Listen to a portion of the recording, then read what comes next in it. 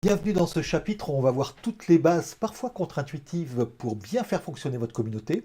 Alors, si vous avez déjà suivi la formation offerte qui permettait d'accéder à Animation Pro, eh bien dans ce cas-là, regardez plutôt la petite vidéo de synthèse au-dessus, elle est plus courte et vous allez retrouver un peu tous les éléments, mais de façon plus rapide. Et sinon, eh bien au contraire, on va essayer de regarder les choses. Et pour ça, eh bien donc on va être dans la partie comprendre.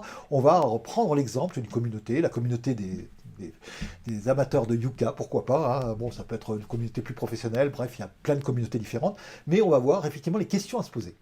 Et pour ça, eh bien, première chose, eh bien, qu'est-ce qu'on va voir? On va voir une méthode simple, mais plutôt très efficace, hein, pour avoir suffisamment de participation et de résultats dans votre groupe. Et on veut y passer quand même malgré tout un temps assez raisonnable. Donc vous voyez, on y fixe un cahier des charges quand même assez important.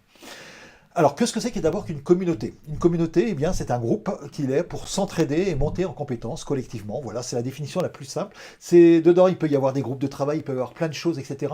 Mais la base d'une communauté, c'est l'entraide et la montée en compétences collectives. Donc, que ce soit au sein d'une communauté, d'une société, de façon transversale, par exemple, pour faire de la transversalité, que ce soit une communauté thématique sur les yucca, par exemple, ou d'autres choses, ou une communauté territoriale, ou que ce soit une communauté de clients, si vous avez des clients, ou même des communautés de prospects.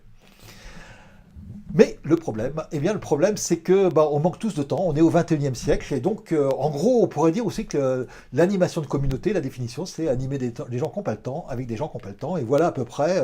Et c'est pas simplement un temps nécessaire, enfin des secondes, des minutes et des heures. Non, c'est aussi le temps de cerveau disponible. Vous savez cette phrase de là qui disait, je suis là pour vendre du temps de cerveau disponible à Coca-Cola. Eh bien, notre temps de cerveau disponible, effectivement, il est pris par pas mal de choses, par Netflix, par le boulot, par d'autres urgences, etc., etc. Et donc voilà à peu près à quoi ça ressemble l'animation d'une communauté normalement, c'est-à-dire qu'on court après, hein, et là c'est pas Jerry, mais c'est votre communauté complète, et il va falloir pouvoir effectivement pas simplement les attraper contre leur gré, mais faire en sorte qu'ils trouvent leur intérêt, effectivement, qu'ils gagnent du temps grâce à votre communauté, et c'est ce qu'on va voir aussi en plus. Alors, on va se donner un petit cahier des charges et à la fin de cette vidéo, eh bien, on va regarder si le cahier des charges il est plutôt bien rempli. Qu'est-ce qu'on voudrait? On voudrait suffisamment de participants sans leur courir après, hein, justement, on veut éviter ce genre de syndrome-là. Donc, qu'il y ait des participants, non. On voudrait aussi qu'il y ait de la coopération, que tout le monde ne se tape pas dessus, que ça soit, il n'y ait pas d'enjeu de pouvoir. Donc on va voir comment on peut essayer de réduire ça. Et on va voir comment avoir suffisamment de résultats concrets, parce qu'en fait, si on veut faire de la montée en compétences collectives, si on veut faire de l'entraide, on voudrait vraiment avoir des résultats qui soient vraiment concrets et qui ne soient pas simplement faits par une personne, ou toujours les mêmes qui bossent, mais que ça soit fait collectivement. Et tout ça, en plus, de façon naturelle, sans y passer trop de temps. Voilà, ça c'est notre cahier des charges. Vous voyez qu'il est très ambitieux, mais avec les progrès des neurosciences, des sciences cognitives, de l'anthropologie et de tout ce qui s'est passé depuis les années 2000, eh bien aujourd'hui, je vais vous proposer quand même des éléments pour y arriver. Et pour ça, eh bien, on va voir 4 clés, donc les 4 éléments qu'il faudra bien retenir, qui sont les éléments qui vont vous permettre de faire en sorte que votre communauté elle soit non seulement active, mais qu'elle soit en plus durable, et sans y passer trop de temps, avec suffisamment de participants, etc. etc. Alors, on va prendre un exemple pour ça d'une communauté tout à fait classique. J'ai pris une communauté qui était sur Telegram. Ça serait la même chose sur une communauté qui serait sur Facebook, Twitter, etc. Alors, si vous êtes sur des communautés plutôt territoriales, là, c'est plus simple parce que vous allez voir que vous allez pouvoir réunir les personnes. Mais en général, eh bien, beaucoup de communautés, on met des choses en ligne. On met Instagram, on met WhatsApp, on met ce qu'on veut, etc. Alors, j'ai pris quand même une communauté qui avait quelques faits sur son berceau, puisque c'est avec un public plutôt très jeune, hein, donc très très habitué au numérique, très dynamique. Dedans, il y a beaucoup d'entrepreneurs, donc des gens qui ont vraiment besoin d'entraide, qui ont vraiment besoin de monter en compétences collectives, donc ils étaient très motivés. Et en plus, c'est une communauté qui était en pleine croissance, donc enfin elle démarre, mais en pleine croissance, une communauté de clients dans ce cas-là, mais avec beaucoup de membres, et de plus en plus de membres chaque semaine. Et on va essayer d'analyser, de regarder, je vais vous montrer le petit suivi que j'ai fait sur la naissance de cette communauté pendant plusieurs mois, en fait, pendant 6, 7, 8 mois. Alors pour ça, eh bien, au début, tout va bien. Alors voilà le nombre de posts postés par semaine dans Telegram, et ça sera exactement la même chose sur d'autres supports. Alors vous voyez en bleu, effectivement, bon, ça baisse quand même, hein. Là on était à 206 au tout début, mais c'est normal, hein, au début ça marche bien. Et puis à la fin, bon quand même, malgré tout, il y a quand même 37 posts par semaine, donc ça veut dire que même si ça s'est quand même bien calmé, c'est pas mal. Alors j'ai mis en bleu, effectivement, le nombre total de posts, mais j'ai mis en jaune le nombre de posts postés par le créateur de la communauté. Et là c'est intéressant parce qu'on voit qu'il n'en a pas fait beaucoup, et même un tout petit peu, un peu plus au début, mais vraiment c'est presque celui qui participe le moins, et c'est assez malin, parce que si vous participez trop à votre communauté, eh bien les gens vont pas oser animer, participer, proposer des choses, etc.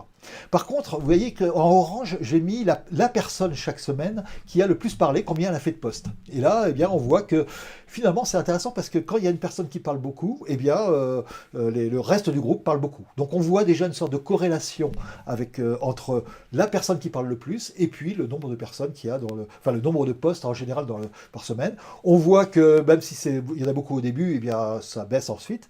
Mais malgré tout, eh bien, on va voir que cet indicateur, c'est pas le plus intéressant. Le plus intéressant, ça va pas être le nombre de posts par semaine, mais le nombre de personnes qui vont poster des posts. Et là, on va essayer de regarder les choses de façon plus finement et ça va nous apprendre énormément de choses sur une communauté. Alors voilà le nombre de membres déjà. Donc là, alors vous voyez que ça a commencé à 180 membres et puis au bout de quelques mois, eh bien, on est à 449 membres. Donc on a une communauté qui grimpe. Et on va voir que dedans, eh bien, il y a un certain nombre de règles que l'on va voir maintenant qui vont nous permettre d'analyser le nombre de posts, le nombre de personnes parmi ces membres-là qui vont parler dans une communauté. Première chose, eh bien, on a une règle, et c'est peut-être la règle la plus contre-intuitive que je vous dirai de toute la formation, c'est que le nombre de personnes qui vont réagir à un post, eh bien, est toujours de 10 à 20%. Sauf quand c'est complètement pathologique, sauf quand on est dans un cas particulier, par exemple au début de la communauté, mais sinon, eh bien, vous aurez toujours entre 10 et 20% de réactifs. Alors, je les ai mis là, hein, donc j'ai fait la courbe des 10 à 20% qui suit la courbe du nombre total de membres, et puis 1 à 5% de proactifs, c'est-à-dire de personnes qui vont prendre des initiatives. Alors, dans ce cas-là, par exemple, eh c'est des personnes qui lancent une nouvelle idée sur un post sur lequel les personnes pourront réagir. Et là, on est plutôt à 1,5%. Donc, vous voyez que là, ça va être intéressant, sauf événements ponctuels, création de la communauté ou autre événement, etc. On devrait être dans le nombre de posts par personne, le nombre de personnes qui postent, eh bien à peu près dans les réactifs normalement. Alors du coup, vous voyez que c'est pas tout le monde, hein. C'est ce qu'on appelle la règle des 1% en français sur Wikipédia. Vous la trouverez aussi sous le nom du principe 99.1. Elle n'est pas assez connue en France, mais c'est une règle extrêmement importante. Donc ça veut dire que si vous espérez que tout le monde participe dans votre communauté, à part si vous avez un tout petit groupe de 10-12 personnes, eh bien vous avez peu de chances que ça marche comme ça. Mais par contre, on va voir que si on arrive à faire en sorte que d'ailleurs ce ne soit pas toujours les mêmes réactifs, eh bien vous allez pouvoir avoir quand même pas mal de gens. Mais en tout cas, on ne va pas avoir plein de monde, tout le monde qui va participer, mais 10 à 20% si ça se passe bien. Et on va voir si ça va bien se passer dans notre communauté. Alors pour ça, on va zoomer, c'est-à-dire que je vais juste me focaliser, je vais grossir la partie des 10 à 20%. Donc là, on va voir comme ça et de manière à les voir. Donc là, j'ai juste le nombre de membres. Vous voyez qu'on va avoir quelque chose jusqu'à 90 membres réactifs potentiellement, etc. Et on va essayer de regarder notre courbe là-dedans. On va y rajouter un petit truc supplémentaire quand même, puisque pour pouvoir avoir notre analyse, c'est-à-dire qu'on voudrait avoir notre courbe à la fois dans le orange, c'est possible, et puis on va rajouter un petit truc supplémentaire. Regardez cette photo, c'est un petit groupe, papa, maman, les enfants, tout va bien. Regardez maintenant cette deuxième photo, là c'est un groupe un peu plus nombreux, hein. Et maintenant, combien y avait-il de personnes dans la première photo? Alors si vous êtes un tout petit peu attentif, je pense que vous avez compris qu'il y en avait 5. Mais combien y avait-il de personnes dans la deuxième photo? Ah. Alors vous pouvez me donner un nombre, oui, bon, mais je pense qu'il ne va pas être bon, ou alors il va être un petit peu au pif. Et en fait, le nombre, c'est pas important. C'est-à-dire que c'est plus que ce qu'on peut compter. En fait, la vraie réponse, c'est beaucoup. Et ce beaucoup, il est important parce que je suis en train de vous proposer, non pas de compter, si vous aviez compté pendant que vous regardiez les photos, ça c'est une chose, mais a posteriori, ce qui se passe en général, c'est que on se dit, ah bah tiens, finalement, il y avait un tel qui parlait dans notre groupe, c'est toujours les mêmes qui bossent, ou alors il y avait beaucoup de monde et ce groupe, il marche bien. Et vous voyez bien que cette différence entre beaucoup, c'est-à-dire plus que ce que je suis capable de compter, ou alors le nombre de personnes que je suis capable de compter, eh bien va faire un cercle vertueux, parce que c'est vraiment un groupe où il y a beaucoup d'activités, ou alors au contraire, eh bien un groupe, un cercle vicieux, où on va se dire c'est toujours les mêmes qui bossent, et évidemment ça ne donne pas vraiment envie de s'impliquer en plus, parce que sinon on va se retrouver à prendre de plus en plus de choses. Et donc ce nombre, eh bien, il est entre 5 et 9. C'est un des papiers les plus cités en neurosciences qui s'appelle la magie du nombre 7 plus ou moins 2. C'est-à-dire que vous êtes capable, tout le monde est capable pratiquement, sauf cas pathologique, de compter jusqu'à 5, à condition d'avoir un tout petit peu d'attention. C'est-à-dire que si vous avez raté là, pour les 5 personnes, c'est que vraiment vous n'avez pas fait du tout attention à la photo. Mais si vous faites un tout petit peu attention sans même compter, eh bien vous saurez compter jusqu'à 5. Si vous êtes bien disposé, vous arriverez jusqu'à 6, 7, 8, 9 peut-être. Bon, au 21e siècle, c'est pas très facile parce que notre cerveau est bien encombré, mais certains y arrivent. Et à partir de 10, eh bien, ça fait plus que 9. Et à part quelques cas pathologiques, vous avez peut-être vu, par exemple, des autistes de haut niveau, Asperger, où on les promenait en hélicoptère au-dessus d'une ville, et après, ils vont vous redessiner toutes les maisons, mais aussi toutes les fenêtres, chaque chose, etc. Eh bien, ça, la place dans le cerveau, cette mémoire de travail qu'ils ont dans leur cerveau, ils ont piqué des neurones, principalement aux neurones sociaux, hein, c'est pour ça qu'ils ont plus de problèmes avec l'aspect social, et donc ils ont des capacités en plus dans certains domaines, mais en général, dans votre groupe, eh bien, on va dire que vous avez peu de chances d'en avoir, et si vous en avez un, c'est vraiment un peu particulier. Donc on pourra considérer que à partir de 10 personnes, ça fera beaucoup pour tout le monde. Des fois, c'est 6 parce que ça fait plus que 5 pour certaines personnes, mais 10, donc on voudrait avoir plus que le 10. Et donc là, j'ai mis la petite barrière, la limite cognitive entre beaucoup, et c'est toujours les mêmes qui bossent. Si on est au-dessus, c'est bien. Donc il faut que chaque semaine, eh bien, on ait suffisamment de postes pour être au-dessus de cette limite.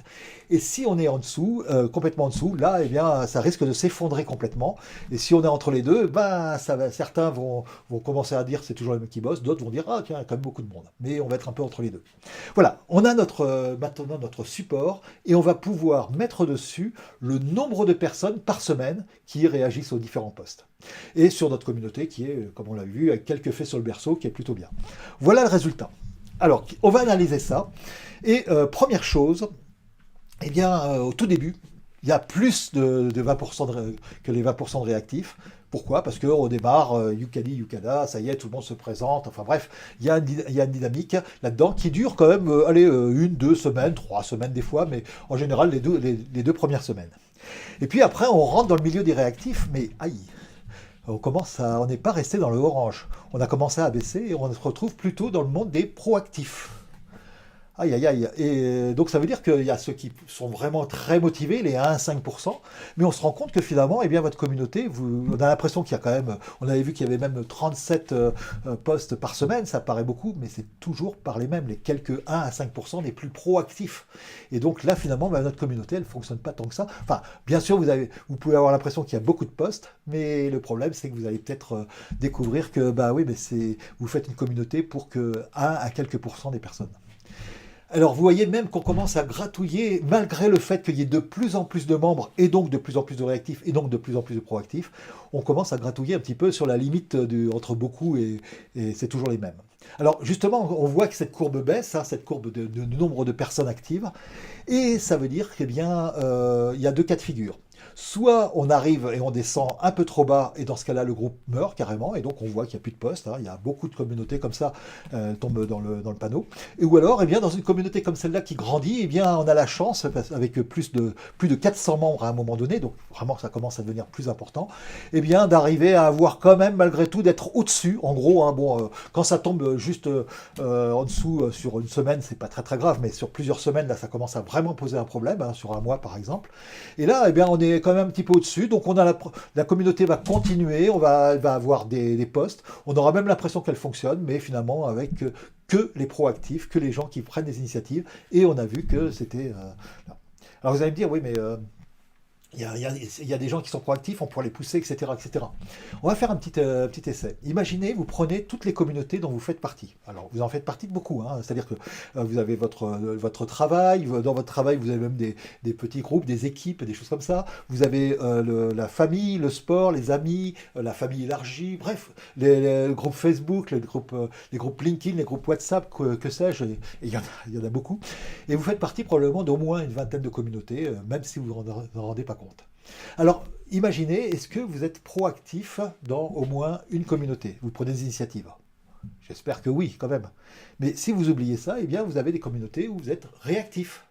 Simplement, vous donnez un coup de main ou vous répondez quand vous voyez quelque chose d'intéressant, pas tout le temps, mais de temps en temps. Et donc là, dans ce cas-là, vous êtes réactif.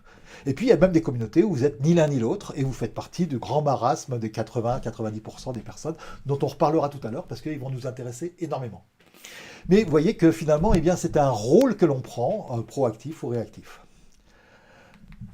Alors, qu'est-ce que l'on observe? Eh bien, on observe qu'il y a un mur. Il y a un mur à peu près entre 3 et 6 mois. Et donc, il y a des communautés qui se cassent la figure à bout de 3 mois. Là, on a choisi quand même une communauté avec vraiment des gens dynamiques, qui avaient vraiment besoin de la communauté, parce que beaucoup sont entrepreneurs, etc. Et donc, finalement, eh bien, là, ça s'est cassé la figure plutôt au bout de 6 mois, on va dire. Mais sinon, entre 3 et 6 mois, en général, votre communauté meurt. Et c'est ça qu'on va vouloir éviter. Alors maintenant qu'on a vu le piège, eh ben, quel est ce piège? Ce piège, eh bien, c'est qu'on est sur un système asynchrone. Alors regardons ça un peu dans le détail. On voudrait faire revenir les moins actifs, parce que ceux qui ont décroché, par exemple, s'il y avait beaucoup de monde au début, pourquoi ils viennent plus? Ben, ils ont décroché à un moment donné, mais quand on a décroché et puis qu'il y a plein de discussions sur un réseau social, je peux vous dire que raccrocher, c'est pas facile de raccrocher les wagons. Comment on va pouvoir faire en sorte que de faire venir ou revenir même les moins actifs plus facilement dans notre communauté? C'est ça qui va nous permettre effectivement de donner des clés pour arriver à avoir une communauté vraiment active. Alors, on l'a vu, le problème des 3 à 6 mois, hein, c'est que, bah, en gros, si j'étais présent au début, même, bah, si jamais j'ai pas réagi une fois, bah, au bout d'un moment, il y a tellement de messages, même s'il n'y a que les proactifs, que du coup, bah, je décroche et puis je laisse tomber. Et puis ceux qui ne sont pas encore mis dans le coup, alors quand ils arrivent à la communauté, ils peuvent être un peu tout fou, tout dynamique, etc. C'est bien, mais sinon, assez rapidement, voilà, il y a plein de choses et on a du mal. Donc, on a du mal à raccrocher les wagons. Alors, on pourrait essayer de faire un résumé des échanges de temps en temps.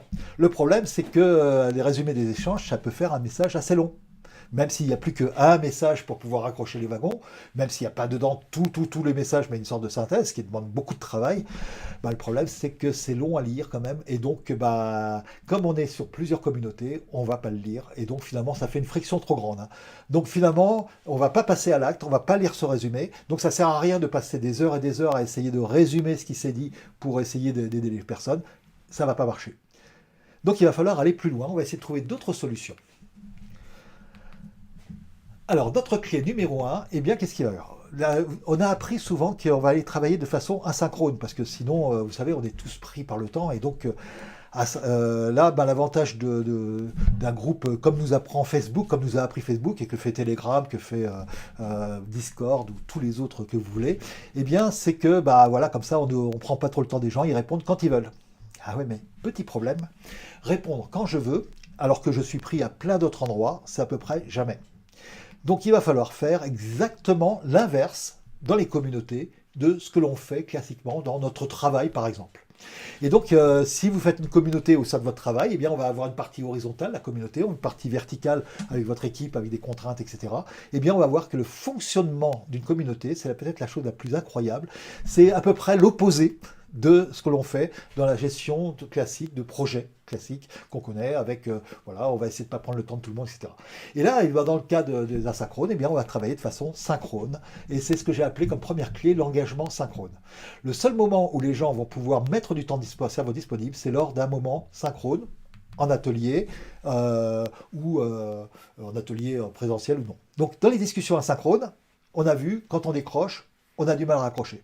Je ne suis pas en train de dire qu'il ne faut surtout pas mettre de réseaux sociaux, etc. Vous pouvez le faire, effectivement. On va voir que ce n'est pas indispensable, mais que ça peut être utile parce que ça va motiver les plus proactifs. Donc, jusque-là, tout va bien.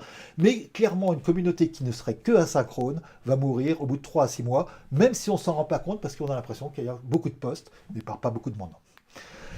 Du coup, le problème, c'est que pourquoi on a du mal à raccrocher? Eh bien, les seuls messages qu'on lit en général, c'est ceux qui prennent moins de 2 minutes à lire quand je suis pris par plein de choses. Et donc, 2 minutes, c'est pas très court, c'est pas très long. Et d'ailleurs, en fait, c'est intéressant parce que probablement vous utilisez cette règle-là sans la connaître peut-être, mais même quand vous traitez vos mails, quand vous traitez différentes choses, si c'est pas quelque chose sur lequel vous êtes très impliqué, très proactif par exemple, eh bien, vous voyez un message, vous dites vous pouvez le traiter en moins de 2 minutes, vous pensez que vous pouvez le traiter en moins de 2 minutes, vous le lisez, si c'est un rendez-vous par exemple, bah, tiens, vous le mettez dans votre calendrier, c'est fini, en moins de 2 minutes, c'est bon, vous le faites. Si c'est plus de 2 minutes, eh bien, on le fera un peu plus tard, quand je vais traiter les choses, mais plus tard, c'est souvent jamais. Donc cette règle des 2 minutes va être extrêmement importante parce que finalement, eh bien, on n'aura que 2 minutes pour aider les gens à raccrocher. Donc sûrement pas un résumé de tout ce qui s'est dit, par exemple.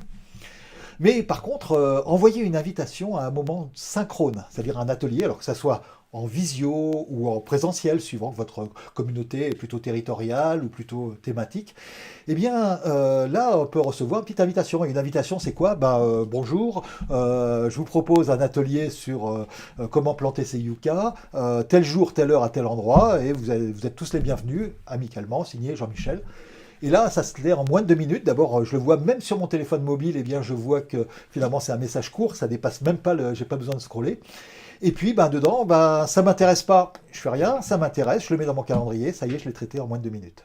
Donc, vous voyez que là, on va avoir les rares messages qu'on peut faire en moins de 2 minutes qui vont être lus par le plus grand nombre, pas par tous, mais par beaucoup plus que les quelques proactifs qu'on avait vus. Ça va être des messages de notification. Donc du coup, eh bien, l'objectif, ça va être de faire des ateliers, des moments synchrones, alors ce que j'appelle les ateliers, hein. Donc encore une fois, ça peut être en présentiel ou en visio, mais l'idée sur des thèmes divers. Et évidemment, tout le monde ne va pas être intéressé par votre thème. Vous pourriez faire un atelier, par exemple, vous dites dans votre communauté, tiens, une fois tous les mois, on va faire un truc et on choisit un thème, on fait ça. Le problème, c'est qu'il y a des thèmes qui vont intéresser les personnes et d'autres non.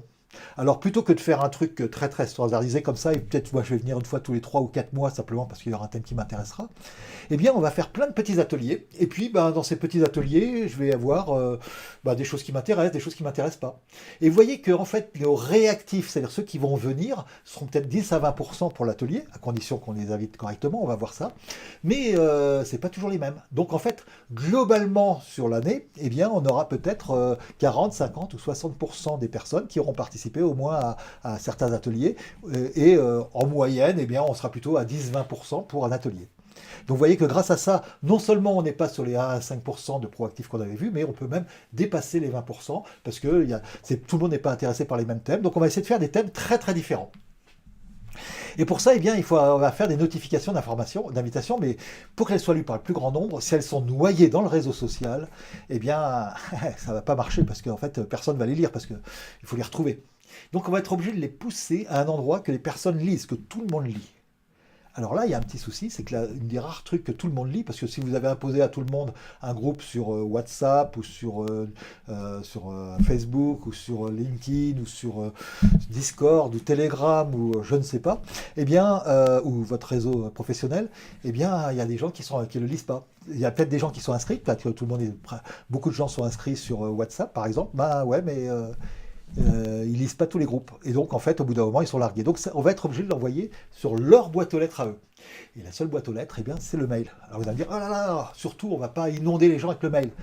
Et ça tombe bien, parce qu'en fait, les seuls mails que l'on lit, quand on est inondé, c'est ceux où déjà, dans le titre, on voit que c'est intéressant, et je sais que je pourrais les traiter en moins de 2 minutes. Donc, une invitation, par exemple. Et donc, là, mon cerveau me dit, bon, pourquoi pas. Et si je reçois un nombre, on verra combien, acceptable de messages du groupe, eh bien, je vais pouvoir lire l'invitation aussi. Donc, on va voir qu'on va être obligé de la sortir du réseau social. Et puis, par contre, pour proposer des ateliers. Alors, il y a peut-être un petit piège quand même, c'est que souvent quand on anime une communauté, eh bien, on est dans une place de leader. Et donc là, c'est vous qui prenez les initiatives. Mais plus vous prenez l'initiative, moins les gens en prennent. Il y a quelque temps, Pierre Rabhi, qui était très connu, qui nous a quittés aujourd'hui, eh bien, avait monté les Colibris. 350 000 personnes, magnifique communauté, avec même un réseau de communautés, puisqu'il y a des communautés locales, etc. etc. Mais imaginez que Pierre Rabhi, donc très connu à l'époque, eh bien, anime des ateliers. Qui oserait animer des ateliers dans les Colibris si Pierre Rabhi en anime? Personne ne se sent légitime. Donc plus on prend d'initiative quand on est un leader, moins vos moments reprennent. Donc si vous êtes légitime, petit problème, il va falloir au contraire laisser la place aux autres. Alors bonne nouvelle, vous allez pouvoir apprendre à devenir feignant. Mauvaise nouvelle, il va falloir apprendre à déléguer, c'est-à-dire que vous allez pouvoir laisser aussi, donner les moyens aux gens de s'approprier votre communauté pour pouvoir proposer des thèmes qui eux les intéressent, à condition que vous n'en fassiez pas trop. Et on va voir que vous allez en faire au début, mais après vous allez avoir un rôle plus particulier qui est un rôle plus de facilitation que de leadership. Alors vous pourriez prendre aussi un community manager qui est un peu moins puissant, mais en fait comme il va faire les choses, tous les gens se disent il a pris les initiatives, bon moi je les prends pas. Et donc les groupes avec les community managers, c'est très bien pour diffuser des informations, pour faire passer des choses, etc. Mais pour animer une communauté, eh bien le problème c'est qu'on va avoir plutôt des gens réactifs dans la communauté, mais on va perdre nos proactifs. Or, c'est bête parce que si on avait des gens proactifs, ils pourraient non seulement, évidemment, peut-être lancer des nouveaux postes, mais surtout aussi, pourquoi pas, lancer des nouveaux ateliers. Et au lieu d'avoir plein d'ateliers animés à préparer vous-même, eh bien, on pourrait faire ça. Ça serait vraiment très intéressant. Donc, du coup, on a les communautés en étoiles. On a deux types de communautés, hein. Les communautés en étoiles, qu'on appelle les communautés panoptiques. Ça, c'est pour les termes techniques, si vous voulez briller en société. Mais on va dire les communautés en étoiles. Elles ont un gros avantage, c'est que depuis 10 000 ans, on sait les faire. C'est génial, donc on a bien avancé, on sait faire des grandes communautés. Aujourd'hui, on a même des pays qui ont plus d'1 milliard de personnes. Mais le problème, c'est qu'il y a peu d'initiatives parmi les membres, puisqu'en fait, c'est le centre qui prend tout, donc c'est le community manager, c'est le leader, bref, qui prend les initiatives. Mais c'est bien, mais pour faire de l'intelligence collective, c'est un peu dommage. Donc si vous voulez tout contrôler, c'est mieux. Si vous voulez faire en sorte que les membres s'approprient et disent nous, pas simplement la communauté de un tel, eh bien c'est un peu dommage. Et puis il y a peu d'échanges entre les membres, hein, parce que vous voyez, finalement tout passe par le centre. D'ailleurs, ça à tel point que si votre communauté marche bien, votre community manager ou votre leader va faire un burn-out parce que vraiment il se retrouve au centre de tout. Et en plus, ça va être un lieu de pouvoir. Si je parle maintenant des associations, du coup on va se battre pour avoir un magnifique pouvoir qui est d'être président ou vice-président ou trésorier de l'association. Non, trésorier, il faut travailler un peu. Mais président, etc. Et donc du coup, eh bien, ça devient des enjeux de pouvoir, et donc on se bat là-dessus plutôt que d'essayer de faire des ateliers, des choses vraiment concrètes, intéressantes. Mais il existe un autre type de communauté, les communautés d'ateliers en réseau. Alors on parle de communautés holoptiques. Holoptique, donc panoptique, c'est je vois tout le monde. Holoptique, tout le monde voit tout le monde, hein. Et ces communautés d'ateliers en réseau, elles se sont développées non pas il y a 10 000 ans, mais elles se sont vraiment bien développées depuis les années 2000. Donc c'est très récent parce qu'on ne savait pas les faire. On ne savait pas les faire, mais maintenant, eh bien, vous allez pouvoir voir qu'on peut mettre en place ça avec quelques éléments. Ça ressemble à quoi? Eh bien, ça ressemble à une simple mise en réseau de personnes et d'ateliers. Vous voyez la petite photo là ici, vous avez un pluvion, c'est un petit oiseau qui est en train de nettoyer les dents d'un crocodile. Et le crocodile, il ne mange pas l'oiseau, et l'oiseau, il n'a pas peur. Pourquoi? Parce qu'en fait, il y a eu une symbiose, il y a un intérêt commun. Il y a un intérêt entre le crocodile, qui grâce à ça n'a pas les caries, donc il est bien content, et le petit oiseau, qui grâce à ça, il n'a pas besoin d'aller chercher beaucoup à manger ailleurs, il a tout ce qu'il faut dans les dents du crocodile. Et donc, vous voyez que cette symbiose, eh bien, va être extrêmement efficace. Et là, on va faire une symbiose entre des gens qui ont envie d'animer des ateliers parce qu'ils sont intéressés par tel sujet, évidemment dans le sujet de la communauté, hein, mais un atelier sur tel aspect ou tel aspect, etc. Et puis, la communauté elle-même. Donc, la communauté va bénéficier des ateliers pour avoir une animation, et les gens qui animent des ateliers vont bénéficier de la communauté parce que grâce à ça, ils auront du monde dans leur atelier, dans les sujets qui les intéressent. Mais le problème, c'est que, oui, rappelez-vous quand même au début, on a vu que c'est bien, mais personne n'a de temps, donc pourquoi vos membres vont animer des ateliers? C'est bien ce que je dis jusqu'à maintenant, mais si on a juste cette première clé de faire des ateliers synchrones et pas simplement des choses asynchrones, et qu'il n'y a personne pour les animer, eh ben on va se retrouver dans la situation en étoile classique. Alors on va voir notre deuxième clé, pourquoi les personnes peuvent animer des ateliers alors qu'ils n'ont pas le temps. Alors, vos membres, qu'est-ce qu'ils peuvent faire? Ils peuvent lire des invitations, éventuellement, donc à condition que ce soit des messages très très courts. On va voir dans toute la formation, effectivement, comment le faire. Ils peuvent participer à certains ateliers, hein, ceux qui les intéressent. Alors, pas tous les ateliers, mais voilà, quand il y a un truc qui les intéresse. Donc, s'il y a un truc qui les intéresse par mois, ils vont peut-être participer une fois par mois, alors que s'il y en a que 12 une fois par mois d'ateliers, peut-être qu'il y aura un truc qui les intéressera par an, tout simplement.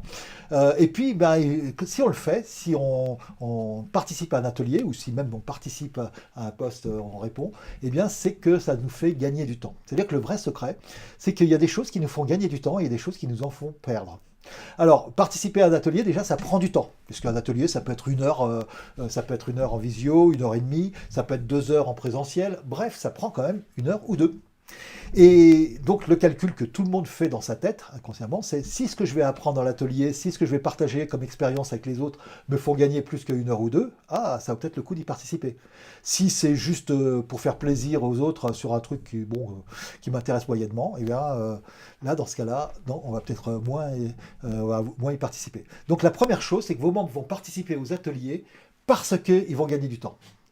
Mais ouais, mais animer, par contre, l'animateur, pour le trouver, c'est pas facile parce que normalement, ça prend du temps quand même d'organiser tout ça. Alors certains membres, ils pourraient animer des ateliers, mais il faudrait que ça soit, premièrement, il faudrait que le thème soit vraiment très important pour eux, pour que ça soit vraiment, que ça leur fasse gagner du temps. Ils voudraient partager leur expérience sur un sujet où vraiment ça leur fait gagner pas mal de choses. Et on va voir qu'effectivement, on va pouvoir organiser ça pour que même quelques-uns, pas beaucoup, mais quelques-uns puissent animer des ateliers. Vous n'avez pas besoin d'avoir 10-20% des gens qui animent des ateliers, mais vous en auriez 1 à quelques pourcents. Ça serait les proactifs. Eh ben, pourquoi pas? Et à ce moment-là, vous auriez plusieurs ateliers. Mais il va falloir effectivement qu'ils gagnent du temps, donc à condition que ça ne leur prenne pas plus de temps d'animer. Et peut-être une astuce, c'est que souvent, il faut préparer. Puis après, on fait le compte-rendu, vous savez, le truc très long que personne ne lit, enfin bref, c'est l'horreur. Et si on pouvait faire des ateliers où ça ne me prenne pas plus de temps, moi, de l'animer, que d'y participer. Donc, l'avantage, je choisis un sujet qui m'intéresse, mais en même temps, eh bien, je vais pouvoir l'animer, mais j'arrive presque les mains dans les poches, et puis je repars, je remets les mains dans les poches, mais entre-temps, eh bien, on a pu animer un atelier, etc. C'est exactement ce que l'on va voir avec des ateliers animés par les membres, ce que j'appelle les ateliers participatifs, prêts à produire. Ces ateliers participatifs, la méthode que l'on va apprendre dans cette formation, c'est vous n'avez rien à faire avant, rien après. Mais par contre, du coup, vous allez animer sur un sujet qui vous intéresse, mais si l'animateur de votre atelier, eh bien, il va avoir l'avantage de choisir le thème, mais ça lui prendra pas plus de temps que s'il participait. Donc il dit, ah ouais, c'est dommage dans la communauté, là on a parlé de ça, mais j'aimerais bien qu'on parle de ça. Eh ben, il va pouvoir l'animer parce que finalement, ça lui prendra pas plus de temps, alors que sinon, il l'aurait pas eu. Et en plus, on va avoir des ateliers qui vont être animés par les membres, donc des ateliers en réseau. Voilà. Notre clé numéro 2, c'est ce que j'appelle l'animation 90 minutes. 90 minutes, c'est la durée moyenne en général des ateliers en ligne. Ça peut être 2 heures en présentiel, mais en gros, c'est à peu près dans cette taille-là. Eh bien, l'animation animée 90 minutes, ça nous prend 90 minutes. Allez, avec un mail avant pour inviter, et c'est tout. Donc vraiment rien, pas de travail avant, pas de travail après. C'est ça qui va permettre d'avoir les éléments. Alors, petit point d'étape, on va regarder comment notre communauté va être active pour sortir du mur des 3 à 6 mois. Donc déjà, la communauté, elle doit permettre à vos membres de s'entraider, de s'investir, de monter en compétences, comme on l'a vu. Et pour ça, eh bien, le problème, c'est que les discussions en ligne, ça tient 3 à 6 mois. C'est le fameux mur des 3 à 6 mois qu'on a vu. Je vous l'ai présenté sur une communauté, mais on le retrouve un petit peu partout, assez fortement. Si vous vous amusez à regarder, vous allez dire, ah tiens, telle communauté, non, elle est active. Oui, il y a plein de posts, mais très peu de monde. Alors, la clé numéro 1, eh bien, ça va être l'engagement synchrone. Donc, au lieu de faire... Alors, pas forcément en remplacement, mais surtout, quoi qu'il arrive, faites des moments synchrones, ce que j'appelle des ateliers, en visio, en présentiel, sur des thèmes les plus divers possibles. Et invitez à ces ateliers de façon à ce que ce soit lu par le plus grand nombre. On va voir ça très en détail dans la formation, évidemment, mais cette invitation lue par le plus grand nombre, eh bien, ça va nous permettre vraiment d'avoir quelque chose qui va nous permettre d'avoir le plus grand nombre de personnes qui voient l'invitation. Et après, certains vont être intéressés, d'autres non, mais plus il y a de monde qui voit, plus il y a un certain pourcentage, évidemment, qui va participer à l'atelier. Et la clé numéro 2, c'est que comme on veut que ces ateliers soient animés par les membres, eh bien, on va faire des ateliers 3P, des ateliers participatifs, prêts à produire, des ateliers où animer, ça ne prendra pas plus de temps que de participer. Bien évidemment, là, je vous donne les clés et on va voir en détail comment on invite, on va voir comment on anime un atelier, de manière à ce que l'on puisse mettre ça en place. Et grâce à ça, eh bien, notre communauté va être enfin active. Mais maintenant, on voudrait que notre communauté soit active, donc on a dépassé le mur des 3 à 6 mois, elle ne sera pas cassée la figure en 3 à 6 mois, tant mieux, mais on aimerait bien qu'elle dépasse encore 1 an, 2 ans, 10 ans, 5 ans. Et donc pourquoi pas que dans 10 ans, eh bien, on puisse fêter ensemble les 10 ans de votre communauté. Et pour ça, eh bien, on va voir maintenant 2 clés supplémentaires qui vont permettre de voir comment votre communauté peut être active pour des années. Alors pour ça, eh bien, on va essayer de regarder un peu en détail votre communauté. Donc maintenant, on va faire une communauté d'ateliers, donc une mise en réseau de personnes qui peuvent participer à des ateliers et de gens qui animent des ateliers, tout simplement. Donc vous avez vu qu'il n'y a pas d'enjeu de pouvoir au milieu parce qu'il n'y a pas vraiment un centre, à part vous qui facilitez, pas vraiment au centre, d'ailleurs plutôt dessous pour aider les gens à faire des ateliers.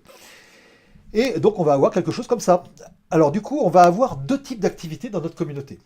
Tout d'abord, les ateliers animés par les membres, c'est le cœur de notre communauté, c'est les thèmes, les différents sous-thèmes par rapport au thème de votre communauté qui vont être portés par des membres qui vont animer des ateliers, donc comme on va le voir.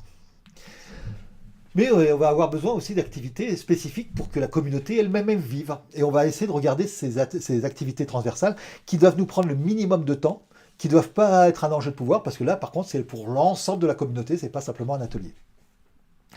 Et on voudrait qu'il y ait de plus en plus de gens qui s'impliquent, plutôt que de gens qui se désimpliquent. Et tout ça en faisant en sorte, comme on l'avait vu dans notre cahier des charges, que ça ne vous prenne pas trop de temps. Alors pour ça, eh bien, on va essayer de regarder les différentes marches escalier des différents niveaux d'implication. On a parlé pour l'instant des proactifs et des réactifs, donc on a déjà séparé les actifs en ceux qui prennent des initiatives et ceux qui participent de temps en temps. Et puis il y a les inactifs. Mais quand on a travaillé là-dessus avec le groupe Intelligence Collective de la Fondation Internet Nouvelle Génération, on a découvert il y a une quinzaine d'années que il y avait un autre type qu'on avait oublié entre les deux, c'est ce qu'on a appelé les observateurs.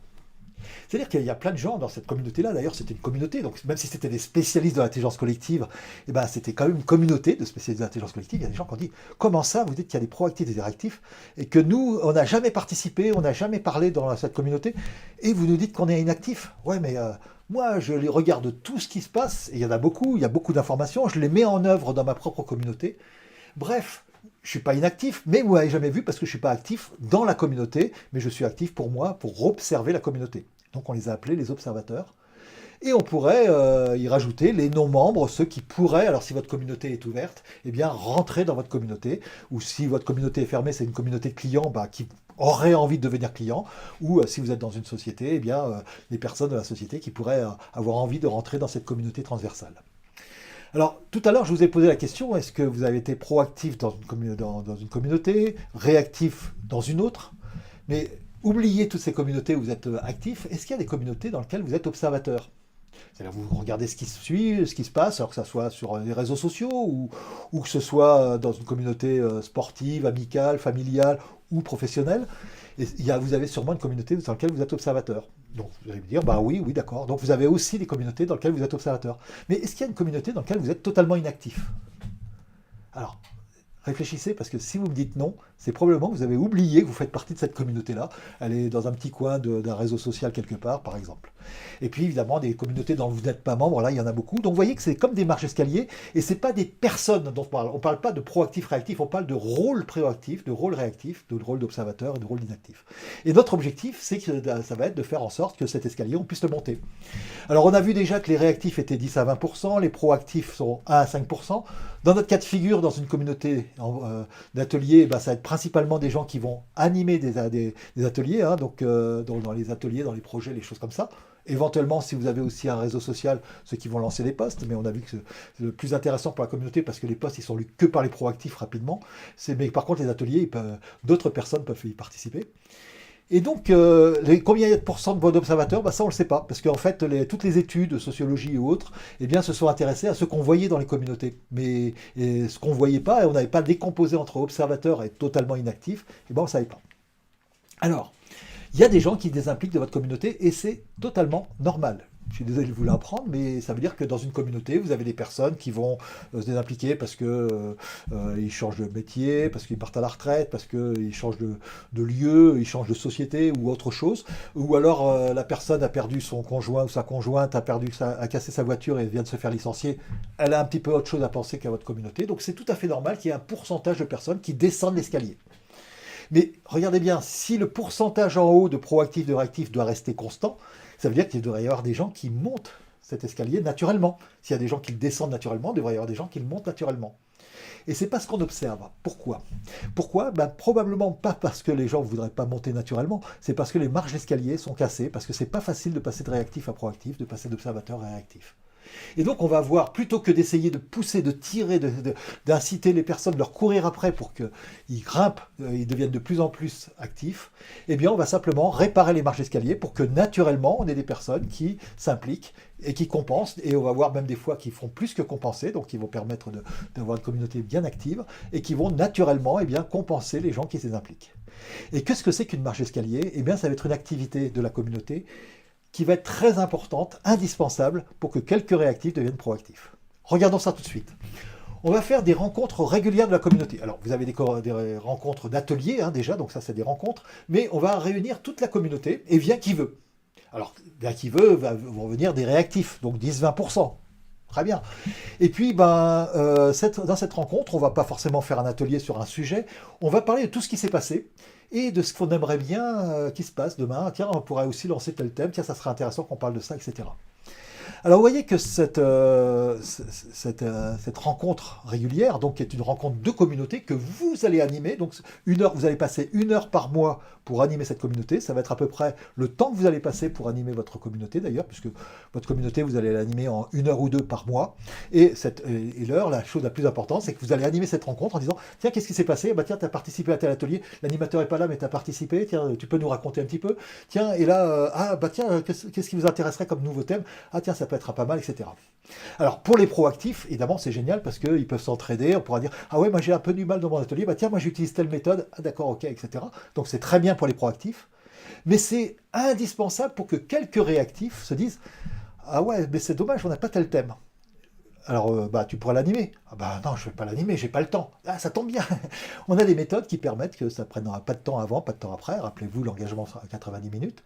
Et donc, finalement, les réactifs disent, ah bah tiens, ouais, pourquoi pas. Allez, tiens, je vais essayer d'animer un atelier. Je sais pas très bien, mais s'il y a quelqu'un qui peut m'aider, je veux bien essayer d'animer l'atelier sur le sujet que moi, j'aimerais bien avoir dans la communauté. Et un tout petit nombre de réactifs vont devenir proactifs, c'est-à-dire peut-être une personne de temps en temps, et vont donc animer un atelier.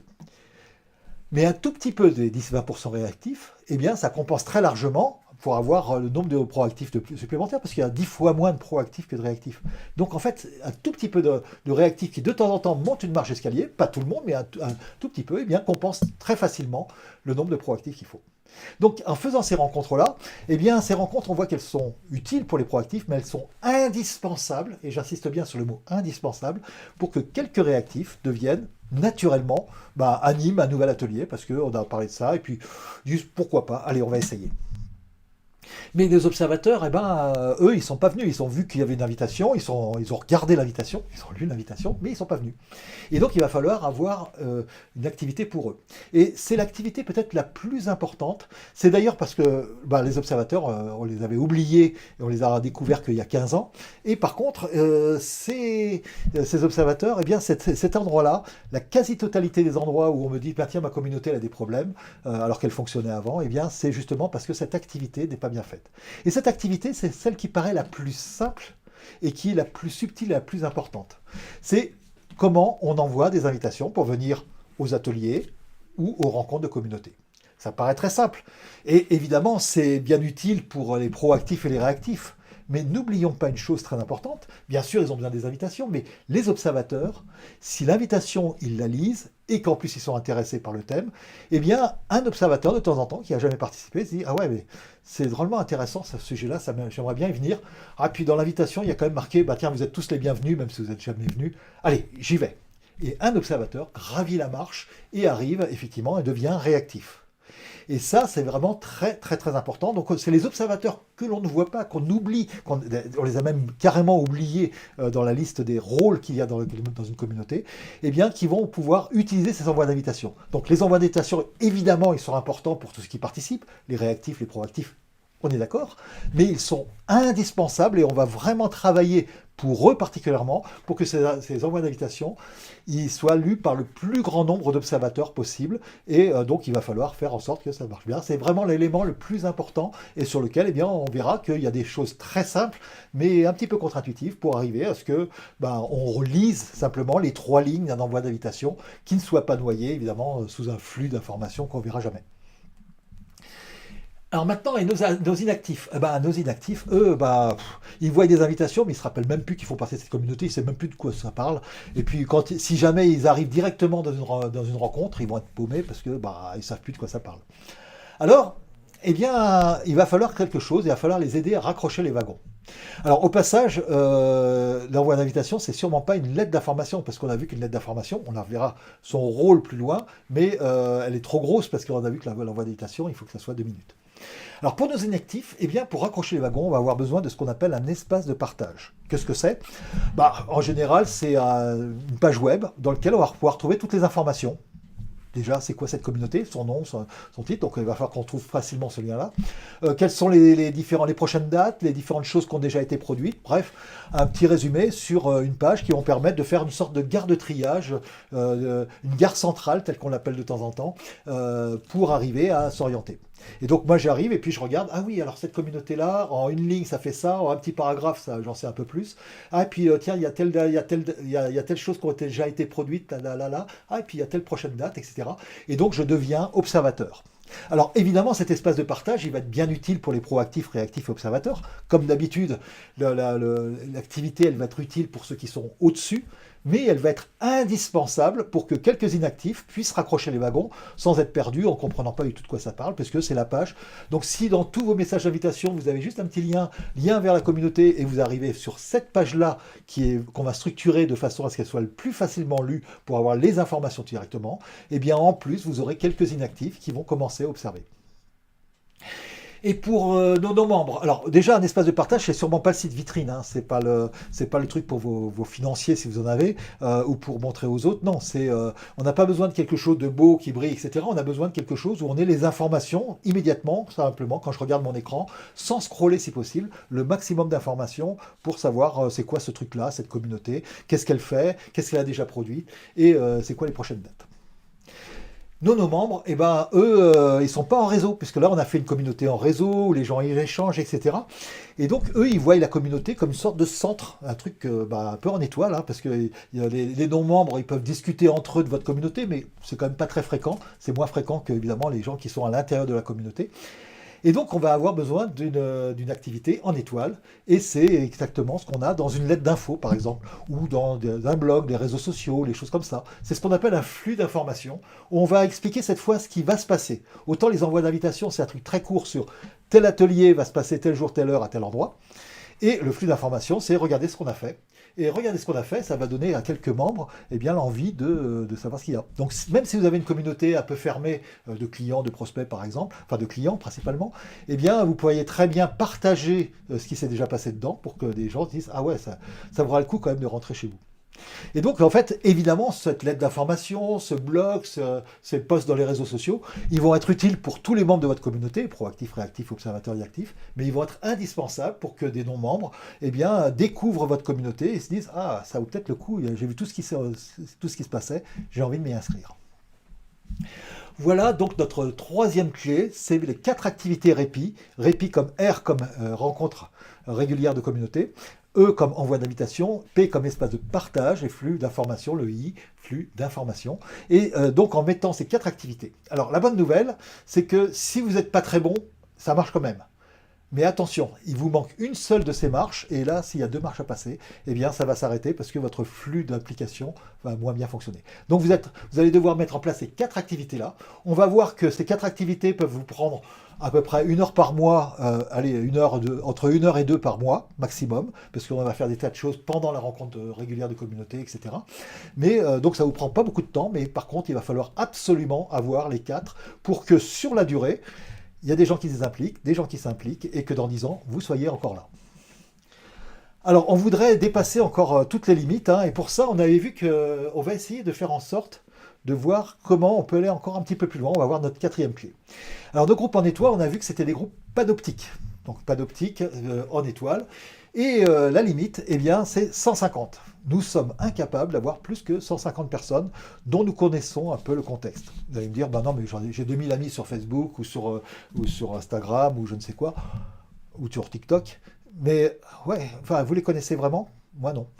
En fait, la limite classique du nombre de personnes qu'on a dans un réseau social, notre vrai réseau social, celui dont on connaît chaque personne bien, c'est 150, ça s'appelle le nombre de Dunbar. Alors vous allez me dire, oui, mais quand même, malgré tout, on a fait des groupes plus grands quand même. Comment on a fait? Il a fallu dépasser ce nombre-là. Ce nombre-là, d'ailleurs, au passage, il est presque à peine supérieur à celui des grands singes. Donc ça veut dire qu'en fait, dans les villages, on avait des mâles dominants, on appelle ça des chefs de village, 150 personnes.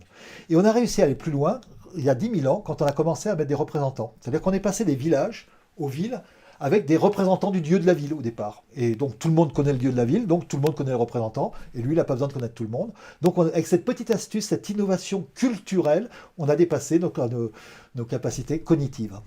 Alors aujourd'hui, c'est plus des représentants du peuple, notre truc transcendant par rapport aux dieux, donc on va avoir des représentants du peuple, ou des représentants par exemple, d'une cause, d'une société, avec un community manager.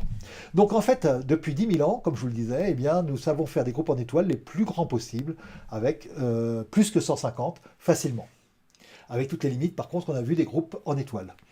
Les groupes en réseau, eh bien, c'est un petit peu différent. Regardez la photo ici avec c'est des dames qui jouent au basket et les trois personnes en bleu là, eh bien, il faut que la personne qui a le ballon, elle comprenne ce qui se passe entre elle et puis la personne du dessous, entre elle et la personne du dessus, mais aussi entre la personne du dessus et elle, la personne du dessous et même entre les personnes elles-mêmes et donc les deux autres personnes et finalement et pourquoi pas aussi comprendre le contexte de chaque personne, c'est-à-dire est-ce qu'elle a bien mangé, est-ce qu'elle est en forme, etc. pour arriver à jouer. Donc ça veut dire que là, au lieu d'avoir 150, eh bien notre limite, ça va être 12.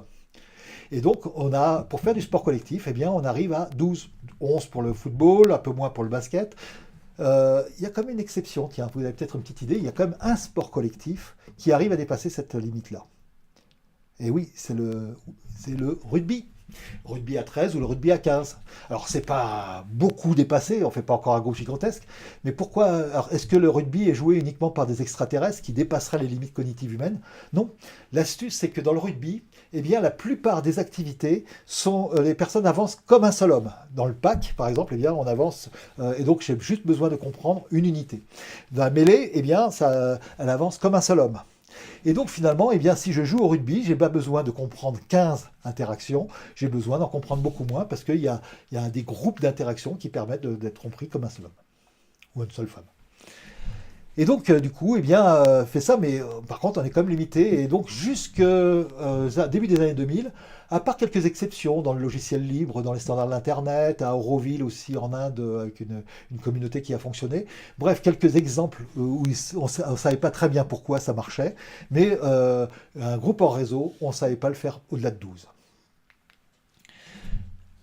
Alors, à partir de 2000, on a commencé à découvrir le secret pour pouvoir de façon reproductible faire une grande communauté active. Comment on fait? On voit que chaque membre voit beaucoup d'actifs. Il faut qu'il soit au moins 10. Donc on a vu, sinon, si on est en dessous de 10, il y a des gens qui vont commencer à dire « Ah ouais, c'est toujours les mêmes qui bossent ». Donc on veut qu'on ait au moins 10 personnes qui soient actives dans la communauté pour que ça marche bien. On veut également, on sait que ces gens qui bossent, qu'on voit, eh bien, ils sont à peu près 10%. Alors, ils peuvent être 20%, mais on va dire, voilà, on ne va pas faire d'hypothèse, ils sont entre 10 et 20%, il faut qu'ils soient au moins 10%. Alors, regardons ça en détail, on va essayer de faire un petit calcul. Imaginez, on veut que 10% des actifs, ça soit au moins 10 personnes. Que naturellement, sans faire d'effort, on ait 10 personnes, alors qu'on n'a que 10% d'actifs. Alors, sur les 100% de membres, eh bien, combien faut-il de membres? Il faut au moins 10 personnes qui représentent les 10% d'actifs, et pour les 100%, il faut donc 100 membres. Et à partir de 100 personnes, eh bien 10%, ça fait 10. Donc ça veut dire que naturellement, vous avez votre cercle vertueux qui se met en place.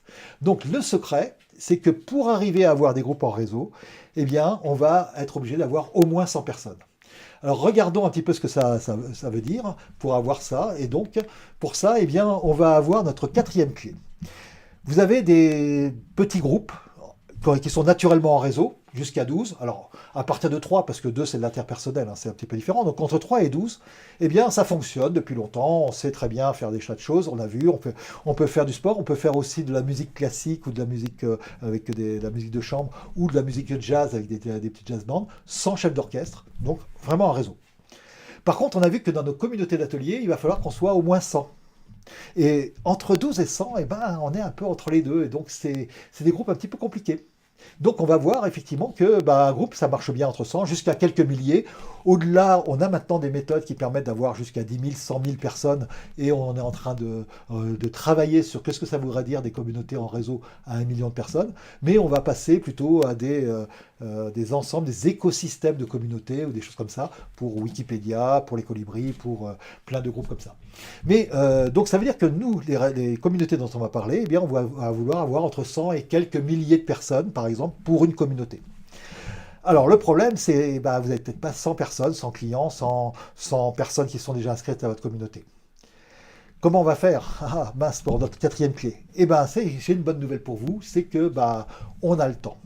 On a le temps parce que toutes les autres clés vont nous permettre, déjà, avec les 3 autres clés, d'avoir une communauté qui va être déjà active au moins sur les 2 premières années, sans problème.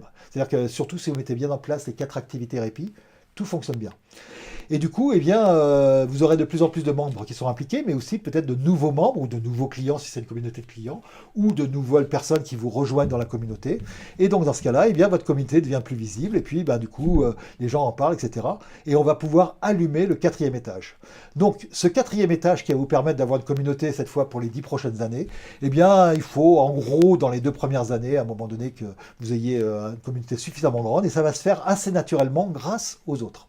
Et cette quatrième, eh bien, c'est ce que j'ai appelé le booster 100, c'est-à-dire à partir de 100, eh bien, ça y est, on allume le dernier étage de notre communauté, et là, eh bien, rendez-vous dans 10 ans pour fêter les 10 ans de votre communauté. Alors, on a vu comment avoir une communauté active, on a vu comment avoir une communauté durable sur les prochaines années. À vous de jouer. On va reprendre un petit peu tout ce qu'on a vu. On a vu les 4 clés. Donc la première clé, l'engagement synchrone, c'est-à-dire ne faites pas une communauté que asynchrone. Vous pouvez, si vous souhaitez, garder ou mettre en place un réseau social, mais vous avez impérativement besoin d'ateliers sur des thèmes diversifiés et puis d'invitations, comme on a vu, qui soient lus par un plus grand nombre. Deuxième chose, on veut que ces ateliers soient animés par les membres. Alors on va avoir les ateliers participatifs prêts à produire pour faire ça, mais ça va être vraiment important. Et puis, on voudrait pour ça que les membres, ça leur prenne pas trop de temps. Et donc, ils sont prêts à animer éventuellement, à condition qu'on les aide un petit peu sur les méthodes, qu'on le soutienne au début, pourquoi pas. Mais surtout, à condition que ça leur prenne pas plus de temps que d'y participer, mais qu'en plus, ils puissent le faire sur un sujet qui est vraiment important pour eux et qui n'était pas couvert jusqu'à maintenant. Donc, l'animation 90 minutes, c'est animer, ne prend pas plus de temps que de participer. Troisième clé, eh bien, on va mettre au sein de la communauté, en plus des ateliers, donc de notre mise en réseau d'ateliers et de personnes, 4 activités. Les rencontres entre les rencontres de communauté, les envois d'invitations, l'espace de partage, donc notre page web qui va permettre de tout retrouver et le flux d'informations. Même si chacune des activités, vous la mettez pas très bien en place, j'ai vu des gens par exemple qui faisaient un flux d'informations une fois par an, un peu comme les associations qui une fois par an communiquent sur tout ce qu'ils ont fait dans l'année. Eh bien, ça marche quand même. J'ai vu des gens qui, l'espace de partage, n'était pas toujours à jour. Donc, il y avait des petites choses, on n'a pas mis bien à jour toutes les choses. Eh bien, ça marche quand même. Par contre, il va falloir avoir toutes les activités répit pour pouvoir mettre ça en place. Donc, il va falloir les 4, même si vous n'êtes pas très bon, même si vous n'avez pas beaucoup de temps pour chacune. Et grâce à ça, eh bien, en 1 heure ou 2, eh bien, vous allez avoir, par mois, eh bien, vous allez avoir un flux régulier d'implication dans votre communauté. Et ensuite, eh bien, une fois que ça c'est bien en place, eh bien, vous avez les 2 premières années, je dirais, pour arriver petit à petit à 100 personnes et de manière à avoir naturellement, sur la durée, eh bien, vous aurez toujours dans les 100 personnes au moins 10 personnes actives et donc vous aurez votre cercle vertueux qui va se mettre en place et peut-être demain vous aurez 200, 300, 500 personnes et plus. Et évidemment, si votre communauté est déjà grande et a déjà 100 personnes, eh bien, voilà, ce booster est déjà allumé, donc pas de problème. Et si ce n'est pas le cas, eh bien, vous avez quand même le temps pour le faire. Allez, un grand dessin vaut mieux que 1000 mots. On va essayer de regarder ça avec un petit dessin. Imaginez en jaune, on va représenter la communauté et on va la présenter avec des rôles où les gens vont grimper sur des marches d'escalier pour être inactifs, observateurs, proactifs, réactifs. Et puis les ateliers, en général, on y trouve les réactifs, donc les personnes là-dedans. Mais dedans, vous voyez qu'il y a il y a quand même une petite marche. Il y a ceux qui animent l'atelier, donc ils sont proactifs dans l'atelier, même si dans la communauté, peut-être ils font juste réagir de temps en temps, venir à la rencontre de communauté. Et puis il y a des réactifs de la communauté qui vont réagir et venir à l'atelier. Il y a même des fois des gens qui sont juste observateurs dans la communauté, qui ne font jamais dans les trucs de la communauté, mais qui viennent quand même aux ateliers. Donc vous voyez, en fait, on va poser nos ateliers rouges sur la communauté, et on va voir ça. Et tout en haut, eh bien, le petit gars là qui prend le café tranquille, ou le thé, eh bien, c'est vous, c'est le facilitateur, la facilitatrice, la personne qui va être là, donc finalement, juste proactif, pour être sûr qu'il y ait bien une rencontre de communauté par mois, que les envois d'invitation sont bien en place, mais on va pouvoir les automatiser, etc., etc. Et du coup, là, si je regarde la tranche, eh bien, on va retrouver dans nos proactifs, réactifs, observateurs et actifs, les 4 activités répit qui vont permettre de faire en sorte que justement notre communauté elle soit bien structurée, que les marches d'escalier ne soient pas cassées et que ça soit simple de monter, même s'il y a des gens qui descendent, et ça c'est tout à fait normal. Donc finalement, reprenons notre petit cahier des charges. On voulait suffisamment de participants sans leur courir après. Et on a vu comment on va réparer les marches d'escalier pour arriver à ce que ça soit le cas. Suffisamment de coopération au sein du groupe. En haut, là, c'est pas vraiment un lieu de pouvoir, les proactifs, parce que finalement, c'est juste le, le facilitateur. D'ailleurs, en fait, je connais des facilitateurs extrêmement timides qui ont du mal avec le côté collectif. Ben, ça marche quand même parce qu'ils vont juste échanger de façon interpersonnelle avec les animateurs d'ateliers et c'est tout. Donc ça pose pas de problème. Il n'y a plus d'enjeu de pouvoir puisque tout se passe dans les ateliers. Il peut y avoir des enjeux de pouvoir dans un atelier, mais si les gens se battent ou si quelqu'un est pas très très agréable, ben, les gens viennent plus à cet atelier, l'atelier il meurt et la communauté d'ateliers, ben, d'autres ateliers, elle reste vivante. Et puis on voudrait suffisamment de résultats concrets et on a vu que les ateliers participatifs prêts à produire vont créer des résultats, vont produire des ressources qu'on va pouvoir partager avec les autres et de façon naturelle sans y passer trop de temps. Et la promesse, c'est vous allez passer entre 1 heure et 2 par mois, simplement. Alors un petit peu plus quand vous allez mettre en place, parce que là je vous ai conseillé dans la formation de passer 1 heure par semaine, mais après votre communauté, quand elle est en place, vous voyez, vous allez animer une rencontre de communauté, et puis après vérifier que tout se passe bien, donner un petit coup de main à quelqu'un qui ne sait pas très bien faire un atelier, ou le rassurer, ou trouver quelqu'un pour l'aider, etc., etc. Alors, dernière petite chose, on va faire un mini-cours sur comment tout rater. Et c'est très rapide, il y a trois grandes erreurs. La première erreur, c'est sacrifier pour faire tout à la place des autres en disant il n'y a personne qui bosse, il faut que je fasse tout moi-même, etc. Et on l'a vu, si vous êtes leader, c'est foutu, hein, vous n'avez plus personne qui bosse. Ou alors, au contraire, attendre que tout s'organise tout seul. Il n'y a pas grand-chose à faire, mais si vous ne le faites pas, ça ne marche pas. Donc il faut très peu de temps, 1 heure ou 2 par mois, mais il les faut quand même. Deuxième chose, alors ça c'est un très grand classique, il vous faut vous allez mettre en place un outil là-dedans. Vous dites, voilà, ça y est, ma communauté est en place, j'ai mis un Discord, j'ai mis un truc, enfin le truc qui me plaît, un dernier, j'ai mis et puis 3 petits points, vous mettez ce que vous voulez dedans. Et puis finalement, ça c'est le meilleur moyen pour que ça marche pas. Parce qu'en fait, on commence par les outils, alors qu'il faut commencer par les méthodes. Et on va voir que les outils qu'on va mettre en place, en plus de votre réseau social si vous le voulez, sont très simples. C'est pas des gros trucs, etc. Mais par contre, et même si vous y connaissez pas, même si vous connaissez rien en technique, ça va marcher quand même parce que c'est des choses assez simples à faire. Allez, et puis la troisième chose, c'est vouloir changer les autres pour que tout le monde, tous les gens soient comme un seul homme dans votre groupe pour que là, non, on ne va pas manipuler les gens. L'objectif, au contraire, c'est de pouvoir avoir une diversité pour s'enrichir. L'intelligence collective, c'est s'enrichir de la diversité des autres. Donc voilà, ça, c'est les 3 erreurs. Si vous évitez dans le mindset, dans votre esprit de faire ça, voilà. Commencez surtout pas par les outils. J'ai vu le nombre de communautés que j'ai vues en disant, on va tout réorganiser, on met un outil en place. Et entre-temps, du coup, la communauté qui marchait est cassé et redémarre plus. Non, surtout mettez pas les outils en place. Vous sacrifiez pas, vous avez quand même un rôle 1 heure ou 2 par mois, mais il est vraiment important. C'est juste faciliter les choses et puis accepter que justement de laisser émerger de cette communauté des choses extrêmement intéressantes qu'on va découvrir ensemble. Alors, maintenant, on va voir comment cette communauté-là, on va pouvoir les mettre en place dans la formation. Donc, vous allez faire l'expérience d'abord des ateliers 3P, donc des ateliers participatifs, comme participant, comme animateur. Ça, c'est l'objectif du premier module dans lequel on est, et vous allez voir ça dans les prochains chapitres. Dans le deuxième module, vous allez commencer à produire, à faire des ateliers participatifs. Donc, votre communauté va être active. Et en plus, elle va produire des ressources, parce que ces ateliers-là vont produire des ressources. Et au passage, on va mettre en place notre première brique répit, l'espace de partage. On va le mettre en place ensemble. Dans le troisième module, on va avoir une communauté active en réseau cette fois, puisque c'est plus vous qui allez animer les ateliers, mais vous allez maintenant passer la main pour que des personnes qui ont déjà participé à vos ateliers puissent les animer. Et au passage, on mettra en place les envois d'invitation pour que ça fonctionne bien. Et la quatrième aspect, on veut que notre activité soit durable, donc on va vérifier, on va rajouter ce qui nous manque, les rencontres de communauté, de manière à ce qu'on ait à chaque fois des nouveaux ateliers, le flux d'informations, et voilà, tout est prêt pour passer à l'échelle. Et pour aller plus loin, on va voir comment, après, vous aurez un petit module supplémentaire avec plein de petites astuces, des éléments de compréhension pour comprendre comment fonctionne votre groupe et l'améliorer en continu. Mais votre communauté est en place. Donc, dès le prochain module, donc là, on va voir dans ce module-là, vous allez pratiquer et animer des ateliers, mais dès le prochain module, votre communauté va être active, dans un premier temps en étoile, et dès le module 3, elle sera active en réseau. Et quand vous avez passé le module 4, votre communauté est là pour les prochaines années et pour le plus longtemps possible, je vous le souhaite.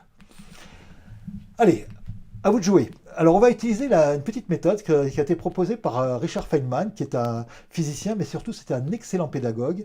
Et il disait, on comprend bien quelque chose quand on est capable de l'expliquer à un enfant de 12 ans. Alors, ce que je vous propose maintenant, c'est dans les commentaires en dessous, vous allez essayer de faire un petit script pour présenter les communautés de réseau aux autres, par exemple, alors, votre famille, amis, membres de votre communauté, aux gens qui pourraient en faire partie. Alors, pas besoin de rentrer dans tous les détails, mais essayez de garder les choses importantes et puis partager ces informations. Il faut qu'elles puissent être compréhensibles. Alors, si vous avez des enfants de 12 ans, profitez-en pour voir si ça marche, mais ça peut être aussi avec des adultes, bien sûr, mais essayez d'expliquer le plus simplement possible. Même si c'est pas parfait, vous allez voir que ce travail-là va vous permettre d'assimiler tout ce que vous avez vu dans cette heure-là, donc assez remplie. C'est tout ce que vous avez à faire pour ce chapitre qui est par contre assez long, mais de manière à ce que vous puissiez vraiment bien comprendre, bien assimiler les 4 clés, pourquoi elles sont importantes. Le piège, on a vu le piège dans lequel on est tombé. Donc les éléments que vous allez mettre, c'est le piège, pourquoi la plupart des communautés meurent en 3 à 6 mois. Les aspects les 2 clés qui vont permettre à votre communauté d'être active, avec les communautés d'ateliers en réseau, et les 2 clés qui vont permettre à votre communauté d'être durable. Essayez d'expliquer ça le plus simplement possible, et puis grâce à ça, vous allez pouvoir avoir tout compris, et maintenant on va mettre en place tous ces éléments-là pour que votre communauté soit active et durable.